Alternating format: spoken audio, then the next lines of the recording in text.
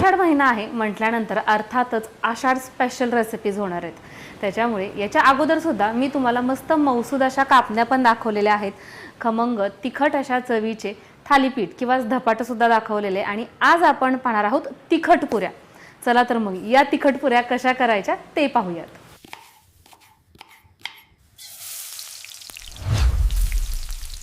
कुंडगुळे किंवा तिखट पुऱ्या करण्यासाठी सगळ्यात अगोदर इथं मी एक ब्लेंडरचा जार घेतलेला आहे. याच्यामध्ये हिरवी मिरची टाकून घेते. अर्थातच असे जे पदार्थ आहेत ना ते तिखट झणझणीतच छान लागतात, तर त्याच्यामुळे मी थोडीशी जास्त हिरवी मिरची घेतली आहे.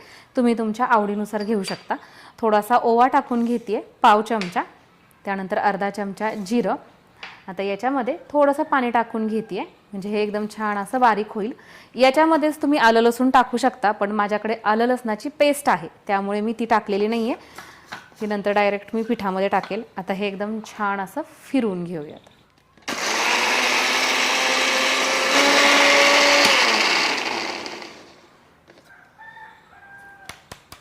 तर हे बघा, अशा पद्धतीनं आपल्याला हे छान फाईन असं बारीक करून घ्यायचं आहे.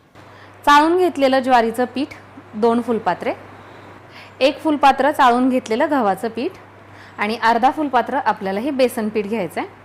आता आपल्याला याच्यामध्येच थोडीशी हळद टाकून घ्यायची आहे, चिरलेली कोथिंबीर, आलं लसूण पेस्ट अर्धा चमचा, चवीनुसार मीठ आणि इथं आपण हे वाटून घेतलेली हिरवी मिरची.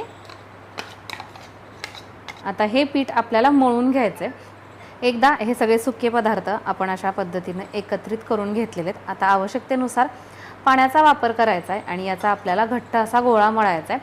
ज्यावेळेस आपण थालीपीठाचं पीठ लावतो तर त्यावेळेस आपल्याला पातळसर पीठ मळावं लागतं, कारण की ते आपण हाताने असं पुढं सरकवतो.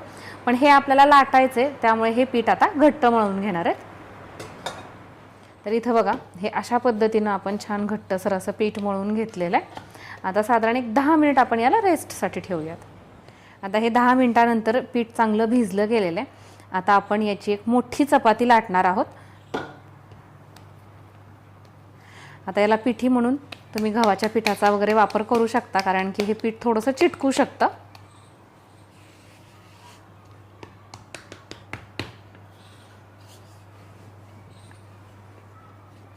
हे असं लाटून घ्यायचं, तुम्हाला जेवढी जाड पातळ हवी आहे त्या हिशोबाने.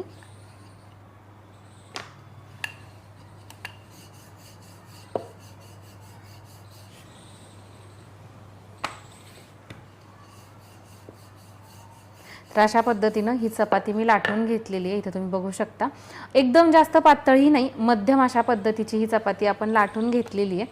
आता आपण याच्या अशा पद्धतीनं पुऱ्या तयार करून घेतोय. एखादी वाटी किंवा एखाद्या डब्याचं टोपण घेऊ शकता आणि अशा पद्धतीने याची पुरी काढायची.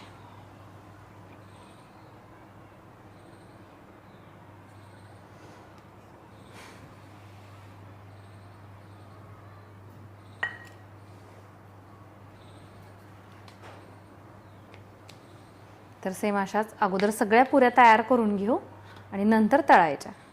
इथे आता मी एवढ्या पुऱ्या करून घेतलेल्या आहेत. आता तेल तापायला ठेवलेलं आहे, तळून घेऊयात.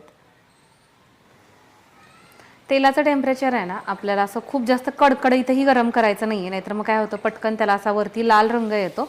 तर त्यामुळे मध्यम गरम असं करून घ्यायचं आहे आणि अशा पद्धतीनं आपण ही हलकी अशी प्रेस करायची. त्यामुळे काय होतं, ती पुरी फुगते. तळताना देखील आहे ना थोडीशी हलकी अशी ती आपण कसं म्हणतो, खूप जास्त लूज काढायची नाही, हलकी अशी ती कडक काढायची, म्हणजे खाताना दह्याबरोबर मजा येते. पुरी तळली गेली आहे, काढून घेऊयात. ते तुम्ही बघताय मस्त याला मी खरपूस रंगावरती ही तळलेली आहे. आता सेम अशाच पद्धतीनं आपण आपल्या इतर पुऱ्या देखील तळून घेतोय. शक्यतो मी आहे ना एका वेळेस एकच सोडते बरं का, म्हणजे असं व्यवस्थित आपल्याला ते तळता येतं.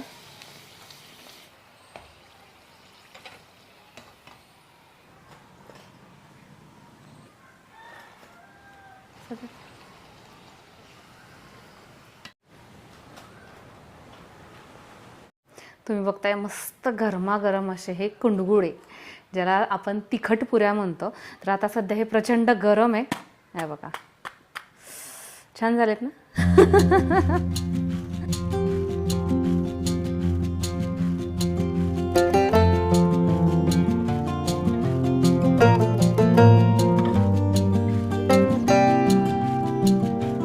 हे कुंडगुळे आहेत ना खरं तर असेच खाल्ले तरीही छान लागतात, अर्थातच त्यात चटणी मीठ सगळं आहे, पण स्पेशली दह्याबरोबर खावा, कारण की आपण हे कुंडगुळे अर्थातच दह्याबरोबरच खातो. सोबत मी शेंगदाण्याची चटणी सुद्धा सर्व केलेली आहे.